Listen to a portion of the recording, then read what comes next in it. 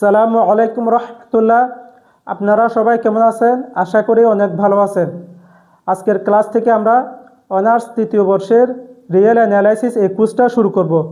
আজকের ক্লাস আমরা এই রিয়েল অ্যানালাইসিস কোর্সের চ্যাপ্টার 1 নিয়ে আলোচনা করব। তাহলে আজকের ক্লাস শুরু করা যাক।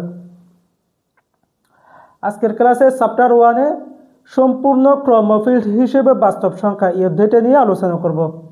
অধ্যায়ের নাম হচ্ছে কি সম্পূর্ণ ক্রমফিল্ড হিসেবে বাস্তব সংখ্যা। আমরা সংক্ষেপে কি লিখছি? সম্পূর্ণ ক্রমফিল্ড, এতটুকু। তাহলে আজকের ক্লাসে এই অধ্যায়ের প্রাইমারি কিছু আলোচনা করব আমরা। পরবর্তী ক্লাস থেকে আমরা কি মেইন আলোচনা, এই অধ্যায়ের মেইন আলোচনা আসবে কি পরবর্তী ক্লাস থেকে, ঠিক আছে? তাহলে এই অধ্যায়ের শুরুতে যেহেতু এগুলা প্রাইমারি হিসেবে আলোচনা করা হয়েছে, সেই জন্য আমরা এগুলো কি আলোচনা করি। দেখো, এই কোর্সটার নাম হচ্ছে কি বাস্তব সংখ্যার বিশ্লেষণ, রিয়েল অ্যানালাইসিস বাস্তব সংখ্যার বিশ্লেষণ। সেই জন্য আমরা বাস্তব সংখ্যার কতগুলো স্বতঃসিদ্ধ জেনে নিব, ঠিক আছে? বাস্তব সংখ্যার স্বতঃসিদ্ধ। স্বতঃসিদ্ধ মানে কি? স্বতঃসিদ্ধ মানে হচ্ছে যেগুলা সত্য হিসেবে প্রতিষ্ঠিত হয়েছে সেগুলো হচ্ছে কি স্বতঃসিদ্ধ, অর্থাৎ উপপাদ্যের মতো যেগুলো সত্য হিসেবে মেনে নেওয়া হয়েছে সেগুলো স্বতঃসিদ্ধ। এরকম বাস্তব সংখ্যার কতগুলো কি স্বতঃসিদ্ধ রয়েছে। এখানে বাস্তব সংখ্যা 4টা স্বতঃসিদ্ধ রয়েছে, ঠিক আছে? এগুলো কি কি? 1 নাম্বার এক্সটেন্ড এক্সিওম, এক্সিওম মানে হচ্ছে কি স্বতঃসিদ্ধ।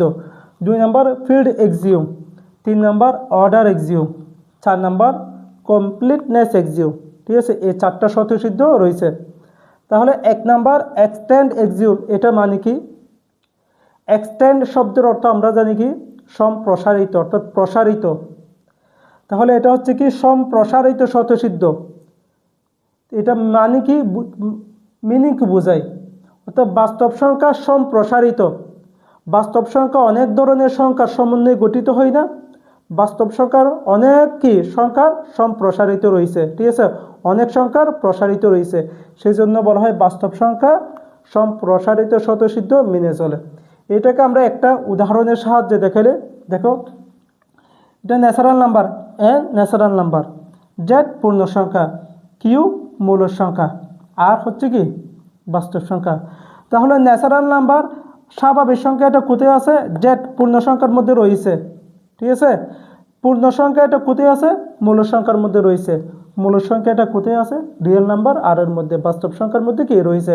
তার মানে এই তিন ধরনের সংখ্যাই কি বাস্তব সংখ্যার মধ্যে রয়েছে না? সেই জন্য বাস্তব সংখ্যা কি সম্প্রসারিত। অনেক ধরনের সংখ্যা যেহেতু বাস্তব সংখ্যার মধ্যে রয়েছে, বাস্তব সংখ্যা সম্প্রসারিত স্বতঃসিদ্ধ মেনে চলে। বুঝছো? এতটুকু। যেমন আমরা একটা সংখ্যার সাহায্যে দেখাতে পারি। একটা 2 সংখ্যা দিছি আমরা, ঠিক আছে? এখন 2 সংখ্যাটা দেখো তো। প্রথমে এটা কি স্বাভাবিক সংখ্যা, ন্যাচারাল নাম্বার। তারপর এটা হচ্ছে কি জেড পূর্ণ সংখ্যা। তারপর এটা হচ্ছে কি কিউ মূল সংখ্যা, না? অর্থাৎ 2 এটা স্বাভাবিক সংখ্যা, পূর্ণ সংখ্যা, কি মূল সংখ্যা, 3টা সংখ্যায় কি মেনে চলে। সেজন্য এটা হচ্ছে কি বাস্তব সংখ্যা। আর বাস্তব সংখ্যাটা কি হচ্ছে? এক্সটেন্ড এক্সিওম মেনে চলতেছে। বুঝছো? এতটুকু শুধু। এরপর 2 নম্বর হচ্ছে কি ফিল্ড এক্সিওম। ফিল্ড এক্সিওম কি? ফিল্ড এক্সিওম হচ্ছে বাস্তব সংখ্যা, ফিল্ড হচ্ছে কি ক্ষেত্র, ক্ষেত্র স্বতঃসিদ্ধ। এটা হচ্ছে কি ক্ষেত্র স্বতঃসিদ্ধ। আর ক্ষেত্র মানে কি সেট। বাস্তব সংখ্যার এমন কতগুলো সেট রয়েছে যেগুলা এই 6টা, অর্থাৎ এখানে 5টা অথবা কি 6টা, এই শর্তগুলো মেনে চলবে, তখন ওই ক্ষেত্রকে অথবা ওই সেটকে কি বলা হবে? ফিল্ড এক্সিওম বলা হবে, ঠিক আছে? তাহলে বাস্তব সংখ্যার মধ্যে এমন কতগুলো ক্ষেত্র রয়েছে যেগুলো এই শর্ত মেনে চলে, তখন ওইটাকে কি বলা হচ্ছে? ফিল্ড এক্সিওম বলা হচ্ছে, ঠিক আছে? এগুলো আমরা ডিটেলস আলোচনা করব।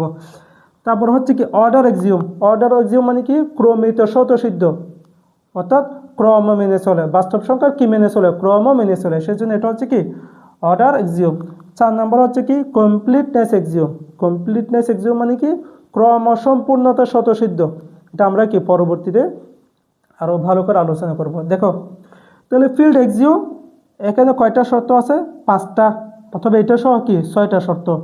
এগুলো কি যুগের ক্ষেত্রে অথবা কি গুণের ক্ষেত্রে এই শর্তগুলো যখন মেনে চলবে তখন এটাকে কি বলা হচ্ছে? Field axiom. এখন দেখো, এখানে 5 নাম্বার পর্যন্ত কি কি আছে? Closure law, associative law, identity element, identity of inverse, commutative law. 6 number আছে কি ডিস্ট্রিবিউটিভ ল। এই নিয়মগুলো আমরা অ্যাবস্ট্রাক্ট অ্যালজেব্রা কোর্সের মধ্যে দ্বিতীয় অধ্যায়ে গ্রুপের ডেফিনেশনের মধ্যে গ্রুপের সংখ্যার মধ্যে আমরা বিস্তারিতভাবে এগুলো আলোচনা করেছি। হুবহু ওই আলোচনাগুলো কি এখানে কি দেওয়া হয়েছে। অর্থাৎ আবার আমরা 11 অধ্যায়ের মধ্যে কি আলোচনা করেছি রিং এবং কি ফিল্ডের ক্ষেত্রে, রিং এবং ফিল্ড নিয়ে 11 অধ্যায়ের মধ্যে কি আলোচনা করেছি। তো ওইটা বোঝার জন্য আগে আবার গ্রুপের ডেফিনেশনগুলো কি ভালো করে বুঝতে হবে, ঠিক আছে। তাহলে 11 অধ্যায়ের মধ্যে আমরা ফিল্ডের আলোচনা করেছি এবং দ্বিতীয় অধ্যায়ের মধ্যে অ্যাবস্ট্রাক্ট অ্যালজেব্রা কোর্সের মধ্যে দ্বিতীয় অধ্যায়ের মধ্যে আমরা গ্রুপের আলোচনা করেছি। সেই গ্রুপের সাথে ফিল্ডের একটা কি রয়েছে সম্পর্ক রয়েছে। অর্থাৎ গ্রুপ ফিল্ড এবং কি রিংয়ের মধ্যে একটা কি রয়েছে সম্পর্ক রয়েছে।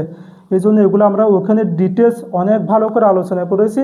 এগুলো অ্যাসোসিয়েটিভ ল, সংযোজন অর্থাৎ কি আবদ্ধ বিধি, সংযোজন বিধি, এটা হচ্ছে কি একক উপাদান বিদ্যমান, এটা হচ্ছে কি বিপরীত উপাদান বিদ্যমান, এটা হচ্ছে কি কমিউটেটিভ ল অর্থাৎ বিনিময় বিধি মেনে চলে, আর এটা হচ্ছে কি ডিস্ট্রিবিউটিভ বিতরণ বিধি মেনে চলে, ঠিক আছে। যখন এই 5টা অথবা কি 6টা শর্ত, যুগের ক্ষেত্রে 5টা শর্ত, গুণের ক্ষেত্রে ডিস্ট্রিবিউটিভ এটা সব মেনে চলবে, তখন কি হয় 6টা শর্ত হয়। অর্থাৎ মোট 11টা শর্ত যখন মেনে চলবে তখন ওইটাকে কি বলা হচ্ছে ফিল্ড এক্সিউম। বুঝছো, এতটুকু। শুধুমাত্র যুগের ক্ষেত্রে অথবা কি গুণের ক্ষেত্রে মানলে হবে না, দুই ক্ষেত্রে মেনে চলতে হবে, তখন ওইটাকে কি বলা হবে ফিল্ড এক্সিউম বলা হবে। তাহলে এগুলো যেহেতু আমরা কি আলোচনা করেছি, আপনাদের যাদের এগুলো সম্পর্কে কি জানা নাই আপনারা গ্রুপের ডেফিনেশন থেকে অ্যাবস্ট্রাক্ট অ্যালজেব্রা কোর্সের দ্বিতীয় অধ্যায় থেকে গ্রুপের ডেফিনেশন থেকে ভালো করে কি জেনে নেবেন, ঠিক আছে। এতটুকু। এখন আমরা আলোচনা করব অর্ডার এক্সিউম। অর্ডার এক্সিউমকে আবার 4 ভাগে ভাগ করা হচ্ছে, অর্থাৎ ক্রমিত স্বতঃসিদ্ধ। এটা কীরকম? বাস্তব সংখ্যার মধ্যে বড় ছোট সম্পর্ক সাজানো যায়, বড় ছোট সম্পর্ক রয়েছে, সেজন্য বাস্তব সংখ্যা ক্রমিত স্বতঃসিদ্ধ মেনে চলে, অর্থাৎ ক্রম স্বতঃসিদ্ধ মেনে চলে। অর্থাৎ বাস্তব সংখ্যাকে বড় থেকে ছোট অথবা ছোট থেকে বড় আকারে সাজানো যায়, সেজন্য এটাকে ক্রম স্বতঃসিদ্ধ মেনে চলে। এই ক্রমটাকে আবার 4 ভাগে ভাগ করা হচ্ছে। কয় ভাগে? 4 ভাগে। এখন দেখো, ক্রম মানে আমরা কি জানি বড় ছোট, বড় থেকে ছোট অথবা কি ছোট থেকে বড়, বড় ছোট সম্পর্ক রয়েছে না। আর বড় ছোট সম্পর্ক মানে কি এখানে একটা কি আছে অসমতা রয়েছে, অর্থাৎ বড় অথবা কি ছোট একটা কি অসমতা রয়েছে না। সেই জন্য এখানে 4টা প্রকারের মধ্যে অর্থাৎ 4টা ভাগের মধ্যে সবগুলোর মধ্যে কি থাকবে অসমতা বিদ্যমান থাকবে, ঠিক আছে। তাহলে এগুলো আমরা আলোচনা করি। দেখো তো, 1 নম্বর হচ্ছে কি ট্রাইকোটোমি ল। কি ল? ট্রাইকোটোমি ল। ট্রাইকোটোমি ল এটা কি ত্রিবিভাজন নীতি। ট্রাইকোটোমি ল এটাকে বলা হয় কি ত্রিবিভাজন নীতি। এটা কীরকম?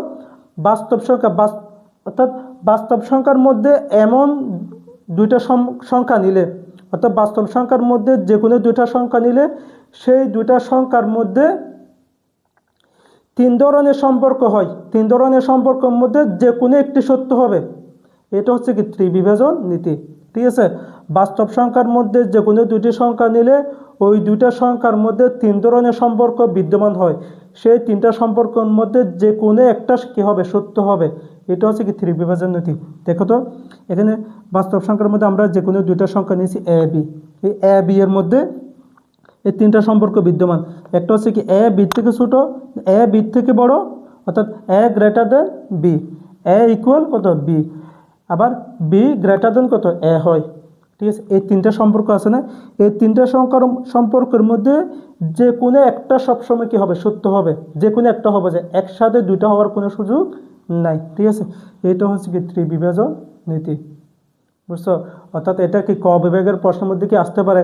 আবার এগুলো হচ্ছে কি আমাদের পরবর্তীতে কোনো আলোচনায় আসবে না, অর্থাৎ পরবর্তী আমাদের সামনে যে আলোচনাগুলো হবে সেগুলোর মধ্যে কোনো কাজে আসবে না এগুলা, কিন্তু এগুলো খ বিভাগের মধ্যে জাস্ট ডেফিনেশন হিসেবে কি দিতে পারে। খ বিভাগের মধ্যে বলতে পারে বাস্তব সংখ্যা স্বতঃসিদ্ধগুলো কি লিখো, তখন এগুলো আমাদের কি জাস্ট বুঝে লিখে দিলে হয়ে যাবে একদম কি সহজ করে। তারপর কয়ের মধ্যে আসতে পারে এক্সটেন্ড এক্সিউম কি, তারপর ট্রাইকোটোমি ল কি, ট্রানজিটিভ ল কি, জাস্ট এভাবে বলতে পারে। তখন আমরা একদম এখন যেভাবে বলতেছি সেভাবে যদি বুঝে থাকেন তাহলে একদম সহজ করে লিখে যাবে। তাহলে দেখেন এ বি থেকে বড় অথবা এ বি এর সমান অথবা বি এর থেকে বড়, এটা হচ্ছে কি ত্রিবিভাজন নীতি, যে কোনো একটা কি হবে সত্য হবে। তারপর আমরা কি বলতেছি ট্রানজিটিভ ল।